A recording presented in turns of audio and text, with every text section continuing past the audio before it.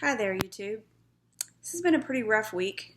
My mom is back in hospice care again for the second time, and they're saying this is probably it, which is hard.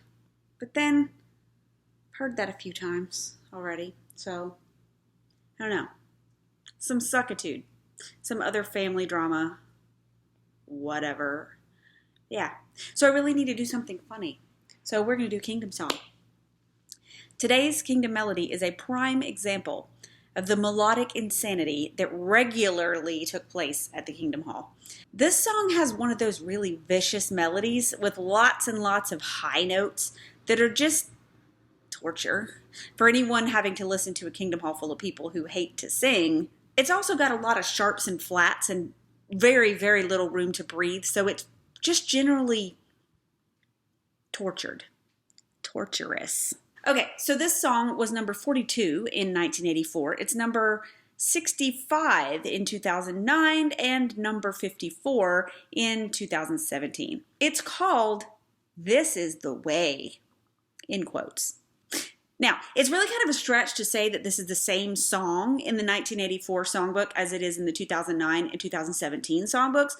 They've really changed the structure of the song, all the words, and pretty much the entire melody. Seriously, it's unrecognizable.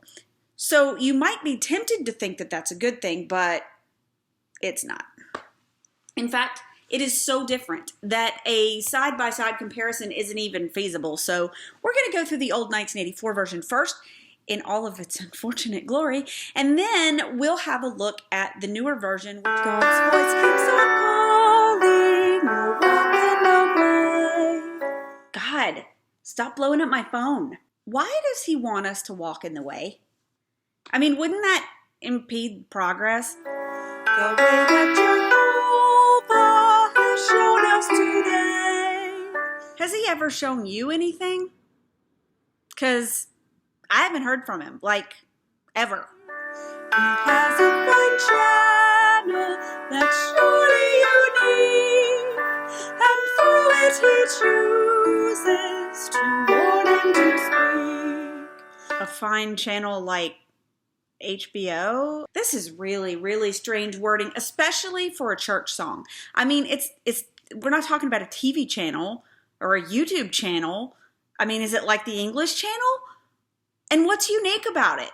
Why is it worth singing about that he chooses to use it if, in fact, it belongs to him? I mean, is it not meant to be used?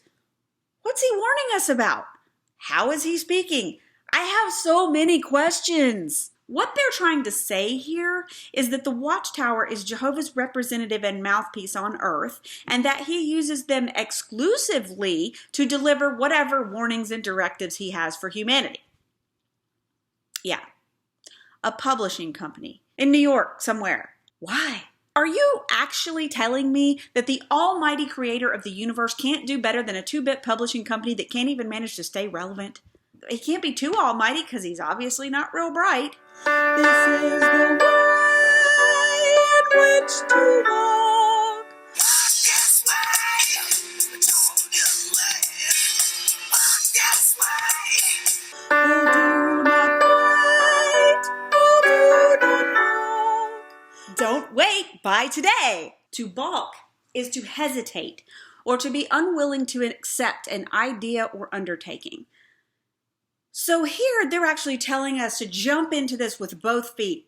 They're creating a sense of urgency over the supposed last days and urging people to accept whatever Watchtower tells them without question. Guys, this is a huge red flag. Huge! With our own ears we hear the voice so crystal clear. About it we should ever talk. Oh my God, no. Stop. Stop talking. Good Spirit will help us to walk straight ahead. In tracks of uprightness we do well to tread. So I'm picturing these people wearing blinders, or maybe those wing hats from The Handmaid's Tale, where, you know, they can only see what's directly in front of them.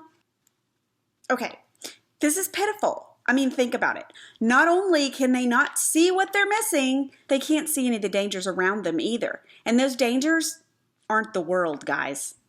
That's not what they should be worried about. What is a track of uprightness?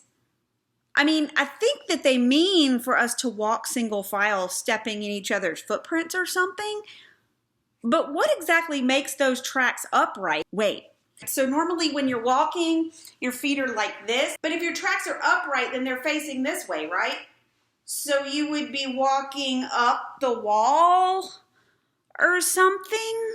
The word from behind us, how pleasant its tone. For our grand instructor has made his way known. Wow, that's not creepy at all. Look, I don't care how pleasant a tone they speak in. I really don't like people sneaking up behind me, much less instructors. You know, I don't actually recall enrolling in his class. Seriously, he's not even a full professor. We hear with discernment and listen with care.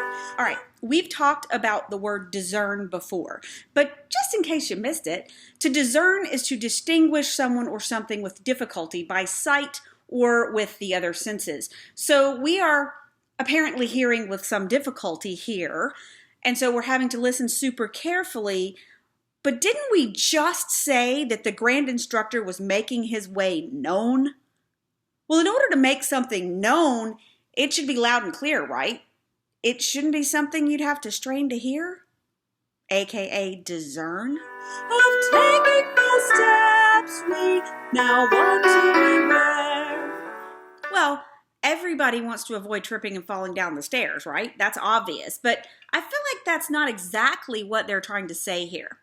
To me, this reads more like, don't screw up, Jehovah's Witnesses. The end is so close that if you screw up now and get disfellowshipped and Armageddon comes, Jehovah will just slaughter you with the rest of the worldly trash. To hell with your repentance and your heart condition. Y'all, this is crap. If this is true, then God's a dickhead. Walk in God's way of truth and light, the way of holiness and right.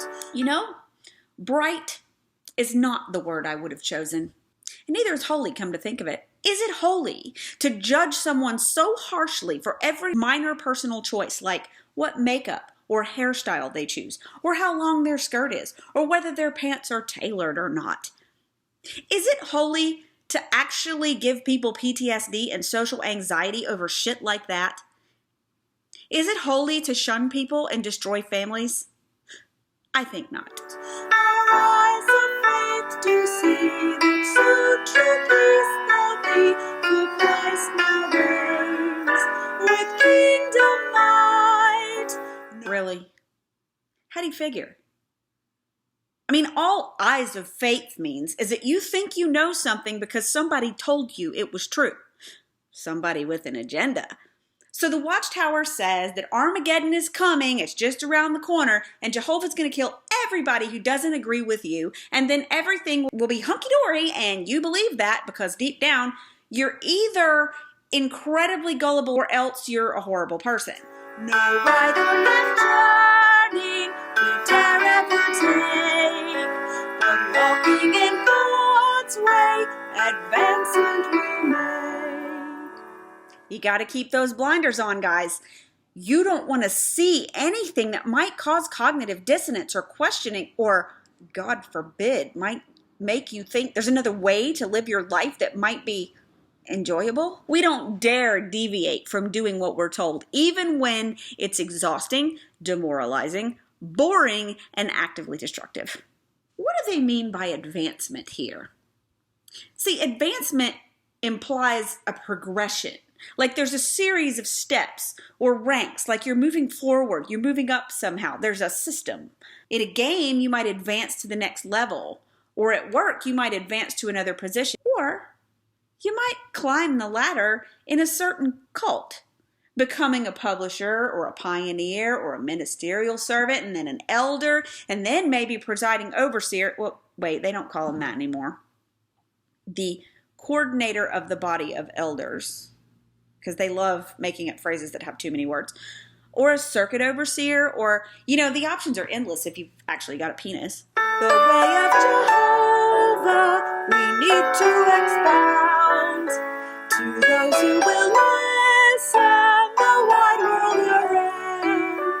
To expound is to present and explain a theory or idea systematically and in detail. So we're saying here that we need to systematically explain the Jehovah's Witness doctrine or the way of the Watchtower to anyone who will listen. Well, that sounds like field service. We annoyed the shit out of people. Truly. Like dove to their dove coats, those hearing will flock, and come to the true God, their refuge, their rock. Yeah, that's exactly what you want to aspire to, folks, being captive birds. That's just great. Why do we need a refuge? Why do these people need protection so much? Really, who's after them? Well, the answer is actually nobody, but they like to think that the whole world is against them and that they need the protection of the almighty Jehovah for some reason. It's silly. Sure, people are protesting. People are making them feel the natural consequences of their actions, like not reporting child abuse or like informing their members that there's a known pedophile in their midst. Witnesses, you're not going to get away with that. You're not. You aren't being persecuted. You're being called out. There is a difference. Now, I am not talking about this alleged situation in Russia where they tortured people, because there is literally never an excuse for that, ever. But in the United States, where most of the Jehovah's Witnesses are or have been historically, and actually in most of the civilized world, Jehovah's Witnesses aren't persecuted, not by any stretch of the imagination. Jehovah's praise, word of peace, from Satan's world he gives release. Oh, please. Peace? Look, I'm sorry. That is just not true. It is not peaceful to purposely prevent your people in one country from complying with a local law, as they did in Malawi, that resulted in people being tortured, raped, and killed. It's true. Look it up. It was all about their political neutrality doctrine, but they let the Mexican Jehovah's Witnesses do the exact same thing that the Malawian Jehovah's Witnesses were forbidden from. And hell, look at their artwork. All the grisly images of violence, even in the children's books, all the Armageddon pictures, they're not peaceful. They're pacifist. There's a difference.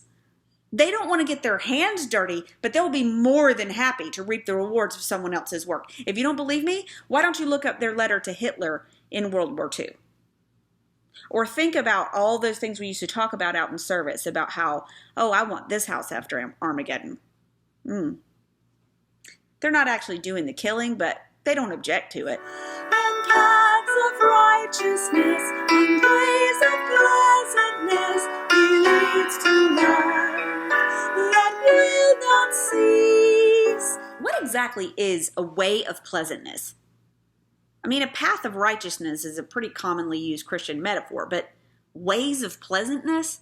What does that even mean? I don't know. Eternal life is neither desirable nor feasible, y'all. It's not a thing. It's not going to happen. I'm sorry. We lift up our heads then and quicken the pace, with eyes on the kingdom, our true resting place. Yes, gird your loins and keep slogging forward with your blinders on, kids. See if you can run even. Keep your eyes on the Watchtower and ignore the rest of the world while they're relaxing and enjoying their weekends, while you frantically do Jehovah's Witness busy work and brainwash your kids. There's no rest in the Jehovah's Witness world, y'all. None. Ever. And if you take some, you probably should feel guilty about it. You know that as well as I do, guys. There's no time to waste. What if Armageddon came while you were taking a nap and you could be preaching the good news? God might kill you. Someone might not get saved because you didn't preach to them. So let's move on to the new version, unveiled in 2009, and which remains in the 2017 songbook unchanged, miraculously. I mean, they dumbed it down hardcore. There is a way of peace, the way you've come to know. It is the way you learned the way of long ago. The So we know this way of peace already, and it's really, really old. So why did they need to tell us it exists? I mean, clearly we don't know it very well if we have to be reminded that we know it. This is lazy songwriting is what this is. The way that Jesus taught you and his voice you heard. All right, who has actually heard Jesus' voice? Seriously, who's hearing voices? Who? There's medication for that, you know. And since when has Jesus ever taught anything to the Jehovah's Witnesses? They don't pay any attention to Jesus. This is the way of peace found in Jehovah's word. So what exactly are they referring to when they say Jehovah's Word? Well, your first guess might be the Bible. But I suspect they're really talking about Watchtower publications. But just in case, let's see how peaceful the Bible is. Here's a few examples of the incredibly peaceful things that you find in the good book. 1 Samuel 15:3. This is what the Lord Almighty says. Now go and strike Amalek and devote to destruction all that they have. Do not spare them, but kill both man and woman, child and infant, ox and sheep, camel and donkey. What did the donkey do? Okay, 2 Kings 6:28 and 29. And the king said unto her, What aileth thee? Obviously this is not the New World Translation. And she answered, This woman said unto me, Give thy son, that we may eat him today, and we will eat my son tomorrow. So we boiled my son, and did eat him. And I said unto her on the next day, Give thy son, that we may eat him. And she hath hid her son. Okay, what the fuck kind of horrible parent was this lady in the first place? For fuck's sake, I think the kid should have eaten her. Hosea 13:4, 9, and 16. You shall acknowledge no God but me. You are destroyed, Israel. The people of Samaria must bear their guilt because they have rebelled against their God. They will fall by the sword. Their little ones will be dashed to the ground, their pregnant women ripped open. Yeah, that's the way of peace, all right. If everybody's dead, I guess it is peaceful. Look, anybody who thinks the Bible lays out some way of peace has simply never read it. This is the way to life. This is the way. Don't look aside, not for a moment's strain. Keep your blinders on. Don't look at the normal people grilling their hot dogs and drinking beer. Do not look at them. They are wicked heathens. Life means being obedient to the Watchtower Bible and Tract Society, not spending quality time with your kids, or doing things you enjoy, or getting an education, or traveling the world, or God forbid, having any fun, or celebrating anything. This is really sad, y'all. I mean, I just have this image of these depressed, exhausted, anxious people with their heads down and their blinders on, trudging as fast as they can past happy, fulfilled people on all sides of them, but they're committed to ignoring all of that in hopes of living forever. But if that's the way you're living, why would you want to prolong that? God's voice is calling, this is the way. Do not look back, for yes, this is the way. Okay, guys. God is silent and invisible. If you're hearing the voice of God speak to you, you need to get help. I mean, if God's voice was actually calling, I would think we'd all be able to hear it. And not have to hear about it from a poorly written cult indoctrination song. I'm just saying. There is a way of love, no need to look around. Wow. Just, wow. Pay no attention to the man behind the curtain. First of all, I'm assuming that the way they're referring to is the lifestyle of the Jehovah's Witnesses. But is the Jehovah's Witness way really the way of love? I mean, is it really? Let's see. Secret rules in the Elder's Manual that you're not allowed to read or even know about, but by which you'll be judged if you step out of line. Not very loving. Disfellowshipping means that you'll be shunned by everyone you know and love if you step out of line. Again, not loving. Condoning of domestic violence. Policies that amount to protection of child molesters and victim blaming. Not loving. The constant petty drama and backbiting in the congregations, the constant jockeying for position, and sometimes pretty blatant misuse of power by the elders. Not loving at all. insinuating themselves into your personal business, total lack of boundaries to the extent that they will insert themselves into your medical care if you're in an accident, or into your bedroom if they suspect that you're having too much fun with your spouse. Sure, no need to look around and see what everyone else in the world is doing, or even what they think of this mess. Just take our word for it that there's no better way to live your life. And if you believe that, I've got a bridge for sale and some beachfront property in North Dakota that would be right up your alley. God's voice has shown the way he lets himself be found. Okay, think about this for a minute. How would a disembodied voice show you something? I mean, it might tell you something, but how can you be sure if you're hearing voices that it's God? I mean, you can't see him, according to the Bible, so it could be anybody. I mean, if you believe in that sort of thing, it could be the devil, it could be Zeus, it could be the FBI talking to you through Alexa. Also, why is God so passive? He lets himself be found? Really? It seems like if he were so great and powerful and all that, he'd be front and center saying like, "Hi, I'm right here, guys." No, instead he's hiding somewhere, calling like a little kid playing hide and seek, "Bet you can't find me," and waiting for us to stumble on him. His love is full and good, his love is more than true. This is the way of love, it touches all we do. I don't really want to be touched in all I do. No thanks. I've actually had quite enough of the Jehovah's Witness brand of love, thanks just the same. Look, the love isn't ever full and good because you're never good enough, no matter what you do. And the love is only warm and true when you've got something they want and you're following all the rules as hard as you can. You step out of line and you'll see real quick how conditional and how limited their love actually is. And did you notice how dumbed down this is? It sounds like they're talking to a bunch of toddlers, for crying out loud.